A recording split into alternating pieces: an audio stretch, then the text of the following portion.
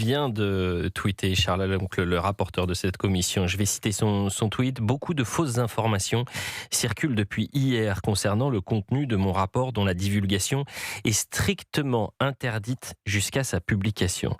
La manœuvre, poursuit-il, de certains députés et médias complaisants est grossière. Diffuser des fake news pour discréditer le rapport et justifier ainsi un vote défavorable lundi. Si le texte est censuré, plus personne ne pourra alors justifier, vérifier ce qu'il contenait réellement, ni les révélations qu'il portait. Que font Yaël Braun-Pivet et le président macroniste de la commission pour dénoncer ces procédés et rappeler les députés à l'ordre? À tous ceux qui, avant même sa création, ont tout tenté pour discréditer les travaux de cette commission, au mépris même de la loi, une chose, les Français ne sont pas dupes. Alors pour les auditeurs qui nous rejoignent à 11h33 aujourd'hui sur Europe 1, il faut bien comprendre ce qui se passe. Le rapport de cette commission d'enquête parlementaire va être soumis à un vote lundi à 14h30 par les députés issus de cette commission. Avant le vote et avant même la publication du rapport, je crois qu'il sera publié en mai.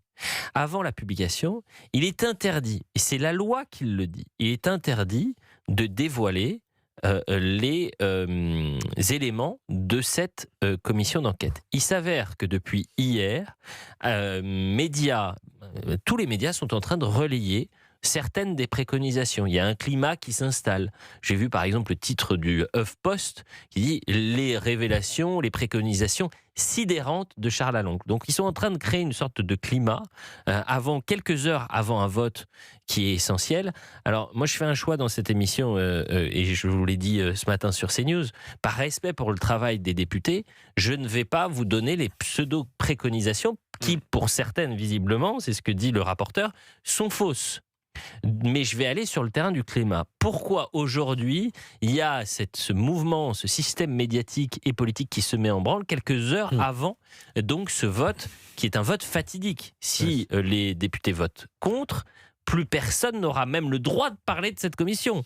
Parce qu'on parle d'une commission d'enquête parlementaire particulièrement sensible à presque moins d'un an maintenant des élections futures, présidentielles 2027, que s'agissant du service public d'audiovisuel, on touche, je dois le dire, au cœur du moteur, c'est-à-dire véritablement l'hégémonie, d'une certaine manière, du récit national, de ce qu'il faut prendre en compte et de ce qu'il ne faut pas prendre en compte, et que donc nous sommes là vraiment sur le nerf de la guerre, l'audiovisuel du service public. Vous imaginez si parmi des préconisations, il y aurait des réformes qui, d'une manière ou d'une autre, altéreraient la puissance de l'audiovisuel du service public en matière notamment d'information, les conséquences que cela pourrait avoir. Donc il s'agit d'une question au-delà même du pluralisme, au-delà même du financement de l'audiovisuel. On est à 1 an d'élection présidentielle et le sujet devient majeur. Voilà pourquoi on essaie de déminer avant la sortie du rapport, avant la signature du rapport, en discréditant le rapporteur qui a fait montre d'un courage exceptionnel face à la meute, dans des auditions d'une violence, sans aucun respect pour la représentation nationale. Tout le monde se souviendra de l'attitude véritablement légère, pour pas dire plus, de Xavier Niel, par exemple, mais bien d'autres. Et donc, il a affronté avec courage, au nom de la représentation nationale, au nom d'une certaine idée de la démocratie, et il est allé jusqu'au bout de ses travaux, alors même qu'on menaçait d'interrompre, et vous vous souvenez que même elle avait été suspendue, cette commission d'enquête. Il faut rappeler que la divulgation d'éléments avant publication d'un rapport parlementaire, c'est un délit pénalement répréhensible, Georges Fenech. Oui, puni des peines de 1 an d'emprisonnement ferme et 15 000 € d'amende, donc c'est prévu par la loi de 1958. Et quand vous parliez de la meute, c'est très intéressant de voir ce qui se passe. Charles Aloncle a dénoncé la publication de ses préconisations, de certaines de ses préconisations, hier à l'agence France Presse. Mais cette dénonciation n'a pas été... vous savez, vous avez des individus, des journalistes idéologisés au maximum qui sont tellement... si vous voulez, obtus et qui mettent tellement des œillères qu'ils ne voient même pas cela. Et pardonnez-moi de le citer, je l'ai cité ce matin, mais Jean-Michel Apathy. Très intéressant. C'est toujours les snipers qui visent à côté. C'est Jean-Michel à côté. Il tweet il y a 16 heures. Le rapport de Charles Lalonde sur l'audiovisuel public n'est pas encore adopté et il fuite partout. Aucun respect des procédures parlementaires. Et là, on se dit, c'est bien, Jean-Michel Apathy a vu la lumière. Mais revient très rapidement Jean-Michel à côté, qui dit tout ça pour sa gloriole.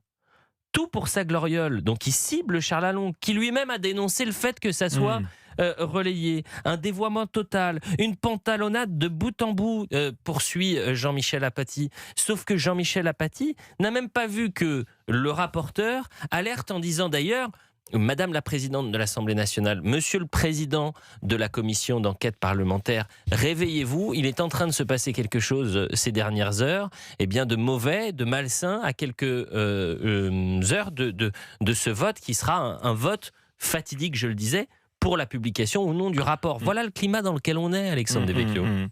Effectivement, ce n'est pas Charles Lalonde qui a fait fuiter effectivement des éléments du rapport et des éléments qui sont peut-être probablement faux. On voudrait nourrir ce qu'on appelle le populisme, le complotisme, accréditer l'idée qu'il y a un système politico-médiatique qui voudrait imposer une pensée unique. On ne s'y prendrait pas mieux. Donc voilà, c'est très inquiétant en termes de démocratie, d'autant plus que je rappelle que si le rapport n'est pas voté, toutes les vidéos des directs, des auditions à l'Assemblée nationale seront détruites. Ça rappelle l'Union soviétique qui faisait disparaître les informations passées qui dérangeaient. C'est arrivé une fois, vous le savez. La propagande du régime. Donc je trouve que ce serait vraiment un mauvais service à rendre à la démocratie. Et je suis même pas sûr que ce soit bon pour le service public de s'arc-bouter comme ça. Il y a évidemment dans cette commission, dans cette enquête, des choses légitimes qui ont été révélées, que ce soit en termes de gestion des deniers publics ou que ce soit en termes de neutralité du service public. Pour l'instant, on ne parle que de revoir le fonctionnement du service public. Je pense que s'il s'arc-boute et qu'il dit circuler, il n'y a rien à voir, on parlera de le démanteler, de le privatiser. C'est de l'argent public. Contacté à par l'agence France Presse, qui en a fait une dépêche hier. Encore une fois, c'est la question de la légalité. Le député ciotiste a déploré de son côté que des fuites soient organisées par des députés alors que c'est totalement interdit. Plusieurs médias ayant dévoilé ces préconisations vendredi, dont la correspondance de la presse en premier. Vous avez vu, ils essayent de se protéger en disant c'est pas nous, c'est pas l'agence France Presse qui l'avons révélé, c'est donc la correspondance de la presse. Lounis est en direct avec nous, un essayiste, et c'est La Réunion qui nous appelle. Ah ça fait plaisir, un Réunionnais. Bonjour Lounis. Bonjour Monsieur Deval, bonjour à l'ensemble des auditrices et auditeurs. Oui, écoutez, grâce à vous, on voyage un peu et ça nous fait du bien. Bonjour Lounis. Vous êtes réunionnais ou vous êtes habitant à La Réunion depuis quelque temps ? Je suis réunionnais pour ma part, je suis né à La Réunion. Voilà, j'ai aussi vécu à l'étranger, mais je suis né à La Réunion.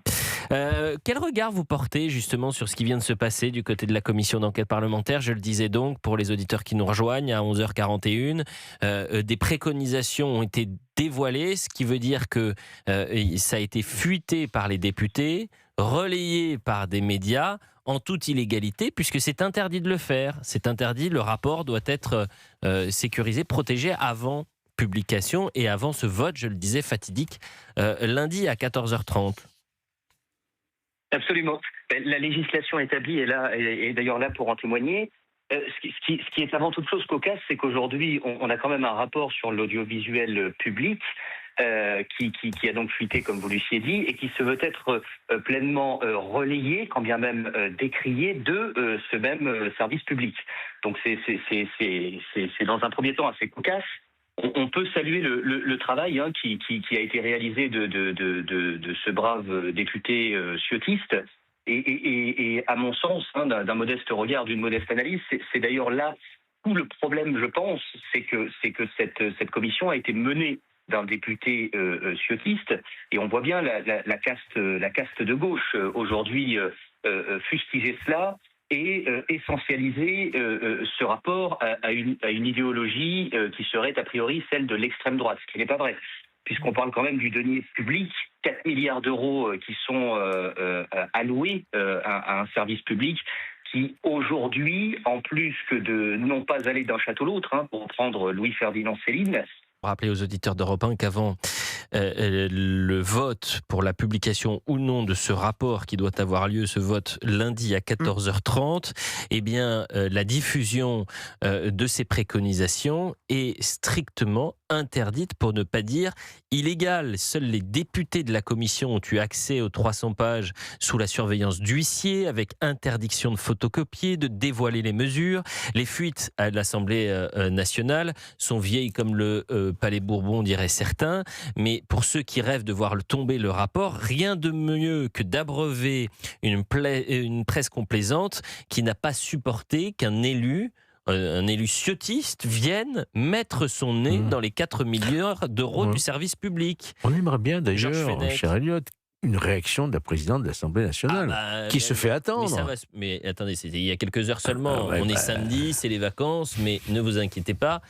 Je suis certain que Madame Yaël Braun-Pivet, la présidente de l'Assemblée nationale, qui est très attachée visiblement à qui avait fait quelques remontrances au rapporteur aussi. Une certaine sérénité dans les travaux de l'Assemblée nationale, rappelle les députés à l'ordre. C'est évident. Tout comme le président de la commission d'enquête parlementaire, M. Patriélétus, je suis certain que dans les prochaines heures, il va réagir en disant ce n'est pas normal. Vous avez beaucoup de certitudes. Mais c'est moi, je ne les partage pas. Mais c'est plus que des certitudes, c'est une question de confiance. Moi, je connais de l'intérieur comment ça fonctionne. Non, mais moi, j'ai grande confiance en Mme Yaël Braun-Pivet. C'est comme confiance en sa justice, c'est pareil. Yaël Braun-Pivet, je sais pas, je crois qu'elle a dit que ça dépendra de ce qu'il y a dans ce rapport, etc. Que Jérôme Patriélété a dit qu'il fallait publier ce rapport par principe, que les Français étaient assez intelligents pour que lui voterait en tout cas la publication. Moi, je me souviens. Et je pense que c'est la position qu'il faut adopter. Mais Alexandre, c'est pas la question de la publication ou non du rapport. Là, Georges disait, j'espère que la présidente de l'Assemblée nationale et le président de la commission vont condamner le fait que des députés aient fait fuiter quelques heures avant le vote les préconisations. Oui, bien sûr. Et moi, j'ai confiance évidemment en la présidente de l'Assemblée nationale. Je suis certain qu'elle va le faire. Moi, je me souviens de malaise j'ai ressenti lorsque Laurence Ferrari interviewait Maude Bréjon en lui demandant est-ce que vous souhaitez que ce rapport soit publié. On n'a pas eu une réponse très claire de la part de la porte-parole du gouvernement. Et donc, je le disais, Jean-Michel Apathy qui a attaqué Charles Aloncle il y a une quinzaine d'heures. Le rapport de Charles Aloncle sur l'audiovisuel n'est pas encore adopté et il fuite partout. Aucun respect des procédures parlementaires. Tout pour sa gloriole, un dévoiement total, une pantalonnade de bout en bout. Sauf que Charles Aloncle a dénoncé justement le fait que ça fuite en disant faites attention, il y a peut-être des fake news. Mais ça, dans son tweet, bien évidemment, Jean-Michel Apathy, il ne l'a pas relayé. Oui. C'est le sniper qui vise toujours à côté. Oui. En revanche, il a tweeté il y a 58 minutes très précisément. Il me qualifie de soldat. Il dit rarement vu un soldat aussi borné que cet Elliott Deval. Il me rappelle les bolcheviks. Je pense qu'il alors pour le coup, je suis certain d'une chose, c'est que les bolcheviks, il les connaît mieux que moi. Ça, c'est une évidence. Peut-être vous lui rappelez sa jeunesse. Des temps anciens, pour qui la défense du maître constituait l'unique et indépassable mot d'ordre. Pour résumer, ça vole bas. Mais il n'a pas répondu à ma question parce que je lui ai dit ça vole aussi bas ou un peu plus bas que les ventes de votre dernier livre. Oui, c'est pour ça que je ne crois pas qu'on doit lui faire vraiment beaucoup de publicité. Non, mais c'est une question que je pose. Je suis journaliste, j'ai le droit de poser des questions. Je veux savoir si est-ce que ça vole bas, aussi bas ou encore plus bas que les ventes de son livre? C'est une question, pardonnez-moi, c'est actuel. Qu'est-ce que vous voulez que je vous dise? Écoutez, je peux vous dire, je vais aller sur Amazon, je vais vous dire. C'est l'amour vache entre vous. Mais il est le bienvenu pour parler de son livre qui n'a pas été vendu. En revanche, ce qui m'intéresse, c'est le climat sur l'audiovisuel public. Et dans la même semaine, qu'est-ce qu'on apprend? Vous savez que le 26 février, c'est Off Investigation qui a publié ça. Xavier Niel prétextait un empêchement urgent et indépendant de sa volonté pour poser un lapin à la commission à l'oncle sur l'audiovisuel public. Et il se trouvait en fait au ski, à Courchevel. Alors c'est quand même surprenant d'apprendre ça, surtout que là aussi ça peut être pénalement répréhensible. L'ordonnance de 58, article 6 de l'ordonnance qui dispose que la personne qui ne comparaît pas ou refuse de déposer ou de prêter serment devant une commission est passible de 2 ans d'emprisonnement et de 7 500 € d'amende. Il était venu le 2 avril finalement en commission et le président de la commission Patriélétus, M. Patriélétus, le député, avait posé la question, mais pourquoi vous n'étiez pas là le 26 février? Rappelez-vous du climat, écoutez attentivement. Je vous demande simplement le motif qui a justifié que vous n'êtes pas présenté devant nous. C'est pas vous manquer de respect que vous demandez la raison pour laquelle vous ne vous êtes pas présenté devant cette commission d'enquête. Voilà, c'est une question simple. Ok. Sans vous manquer de respect, je crois. Donc je vous ai dit que j'avais une raison impérieuse. La vie d'entrepreneur, c'est une vie qui peut être complexe, dans laquelle on peut avoir des surprises qui arrivent de manière inopinée. Je n'étais pas à Paris, vous le saviez, je vous avais prévenu, vous m'aviez demandé de la faire en visioconférence. J'avais dit que ça serait extrêmement compliqué, parce que j'avais un certain nombre d'obligations qui se présentaient. Ah bah, il manque la partie la plus importante qui dit vous n'êtes pas procureur quand on lui pose la question et il doit la poser plusieurs fois. Mais On s'en souvient. C'est le contexte dans lequel aussi se sont tenues ces auditions, pas toutes d'ailleurs. Il n'a jamais prétendu être procureur de la République, Charles Lalonde. Et là, Il a simplement fait son travail de Patriélétus, parce que là c'était le président de la commission que vous entendiez échanger avec en Xavier plus, le Niel. président, oui, tout à fait. Didier est avec nous, il nous reste quelques secondes avant une courte pause. Cher Didier, bonjour. Oui, bonjour. Si je vous pose comme question et que je vous dis commission audiovisuelle, vous me répondez quoi? Je réponds que si il y a un vote à l'Assemblée nationale lundi pour ou contre la publication. Si ce vote solennel est opposé à la publication, à mon avis, ça démontrerait de manière évidente que le système, c'est-à-dire les députés de gauche évidemment, mais également une partie des macronistes, souhaitent étouffer le contenu de ce rapport.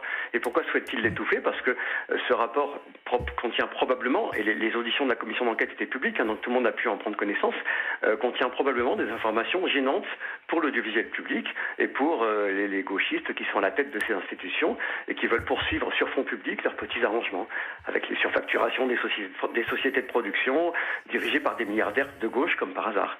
Donc pour moi, l'audiovisuel public, c'est un peu la Pravda de l'ancienne Union soviétique. Voilà.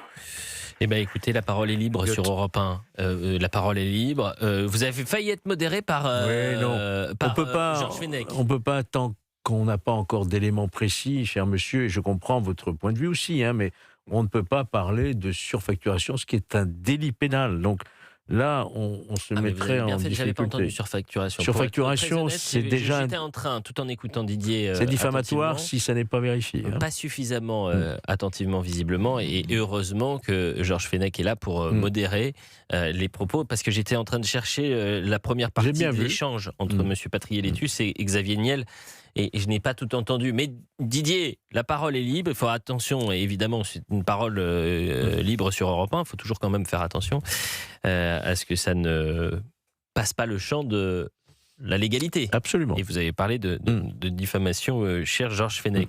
Didier, on vous salue, on vous souhaite un excellent samedi. Vous nous appelez des Hauts-de-Seine. Merci beaucoup de nous appeler.